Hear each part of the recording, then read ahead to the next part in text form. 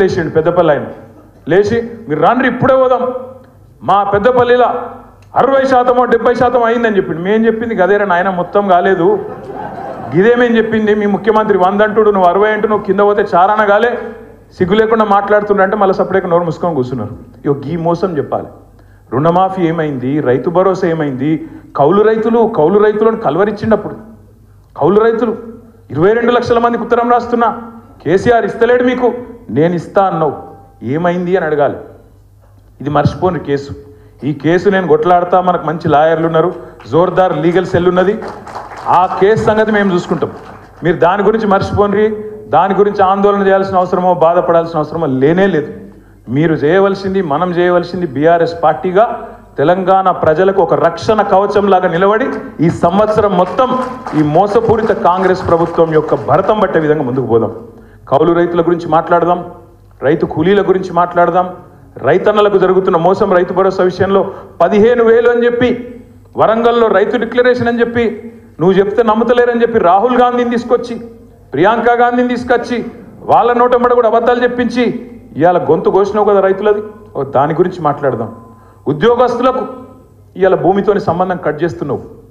ఉద్యోగస్తుడైతే ఆయన కట్ చేయన్న వెంటనే రైతు బంధు, ఆయన మరి రైతు బిడ్డ కాదా? రైతు బిడ్డకు రైతుతోని భూమితో సంబంధం కట్ చేస్తావా? వాళ్ళ అమ్మనో నాయననో చేస్తున్నారు వ్యవసాయం, నీకేం వచ్చింది? కట్ చేస్తా అంటాడు. రుణమాఫీ ఇవాళ ఎక్కడ కూడా ఏ ఊరికన్నా పోదాం, చారాననో 30 పైసలు అయింది, ఇంకా 70 పైసలు బాకీ ఉన్నాడు, చేస్తలేడు. అందులో కూడా మళ్ళీ కటింగ్లు పెడుతున్నాడు. ఉద్యోగులకు పిఆర్సీ లేదు. ఇప్పుడే నేను చూసిన ఇక్కడికి వచ్చేటప్పుడు నేను హరీష్ రావు గారు ఒక ఏఎస్ఐ మహబూబ్నగర్, ఆయన పేరేందో సాదిక్ ఖాన్ ఏదో ఉంది, ఖాన్ సాబ్ సాదిక్ అలీ, ఆయన ఇప్పుడే ఒక వీడియో పెట్టిండు. పాపం రిటైర్ అయిందట, 8 నెలలు అయిందట, బుడ్డ పైస వస్తలేదు, పెన్షన్ వస్తలేదు, సత్యపిక్తున్నా, నేను పోతున్నా, రేవంత్ రెడ్డికి వీడియో పెడుతున్నా అని చెప్పి ఆత్మహత్య చేసుకుంటున్నాను ఇప్పుడే వీడియో పెట్టిండు. ఒక ఇట్లాంటి పరిస్థితి ఇవాళ పెన్షనర్ల పరిస్థితి గది, ఉద్యోగుల పరిస్థితి గిది. మళ్ళా ఇవాళ అన్నీ ఉండగానట మీదికెళ్ళి ఒక్క అమలు చేసింది లేదు ఒక్క హామీ. ఇప్పుడు హరీష్ రావు గారు ఒక మంచి మాట చెప్పినారు, అప్పులు అప్పులు అప్పులు అని తప్పుడు కూతలు కూర్చిండు. ఒక గది చెప్దాం. అప్పుల పేరిట చేసిన తప్పుడు ప్రచారం ఆనాడు మేడిగడ్డకు పర్రె పడ్డది అన్నాడు. మేడిగడ్డకు పర్రె, నేను మొన్న చెప్పినా మళ్ళీ చెప్తున్నా, మేడిగడ్డ ఈరోజు ఒక పెద్ద భూకంపం వస్తే కూడా తట్టుకొని బ్రహ్మాండంగా నిలబడ్డది. 28 లక్షల క్యూసెక్కుల వరద వస్తే కూడా తట్టుకొని నిలబడ్డది. ఇవాళ పడ్డది పర్రె మేడిగడ్డకు కాదు, నీ పుర్రెకు పడ్డది. నీకు బుద్ధి లేదు, నీకు ప్రభుత్వం నడుపుడు చేతనైతే లేదు, దాన్ని రిపేర్ చేసి యాసంగికి నీళ్ళు ఇచ్చే తెలివి లేదు. దాని మీద మాట్లాడదాం. యాసంగి పంటకు రైతులకు చివరికి అటు కిందికి కోదాడకు, సూర్యాపేటకు, తుంగతుర్తికి, మా డోర్నకల్కు అక్కడికి నీళ్ళు వస్తలేవన్న మాట గది మాట్లాడదాం. అంతేగాని ఈ కేసు, దీని గురించి ఏందో ఆందోళన, దీని గురించి ఇబ్బంది ఏమీ లేదు. బ్రహ్మాండంగా కొట్లాడదాం, సుప్రీంకోర్టుకు పోదాం, ఇంకో కోర్టుకు పోదాం. మనం తప్పు చేయలేదు. తప్పు చేయనప్పుడు ఎవ్వడికి భయపడే అవసరం లేదు. బరాబర్ న్యాయ పోరాటం చేద్దాం. హైదరాబాద్ ప్రతిష్ట పెంచడానికి, తెలంగాణ ప్రతిష్ట అంతర్జాతీయంగా ఇనుమడింపజేయడానికి ప్రయత్నం చేసినాం తప్ప ఒక రూపాయో అర పైసనో ఇందులో అవినీతి లేనే లేదు.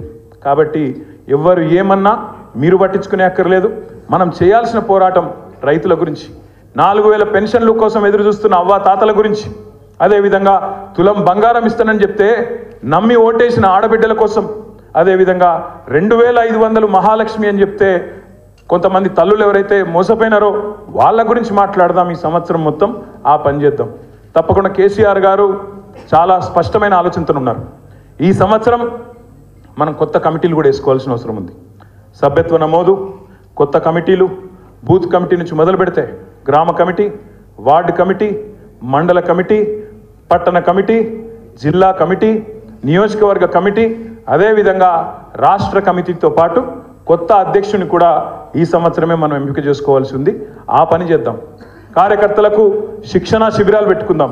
ఇప్పటిదాకా ఇంతమంది నాయకులు మాట్లాడిన మాటల్లో అన్ని విషయాలు అందరికి తెలియకపోవచ్చు. ఇదే కార్యక్రమాన్ని ప్రతి జిల్లాకు పోదాం. 32 జిల్లాల్లో పార్టీ ఆఫీసులు ఉన్నాయి, వాటిని యాక్టివేట్ చేద్దాం.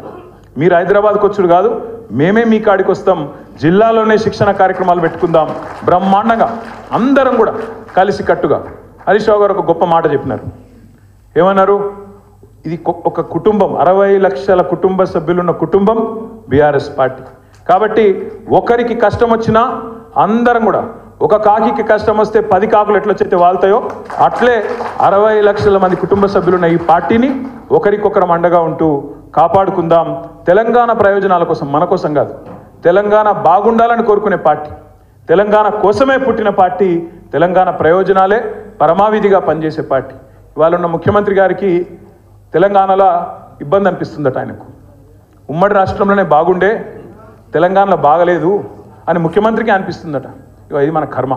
అందుకే తప్పకుండా 100కు 100% పూర్తి స్థాయిలో సబితా ఇంద్రారెడ్డి గారు చెప్పినట్టు ఒక్కొక్కరం ఒక కేసీఆర్ లాగా కొట్లాడదాం, గ్రామ గ్రామాన కథానాయకులను సృష్టిద్దాం.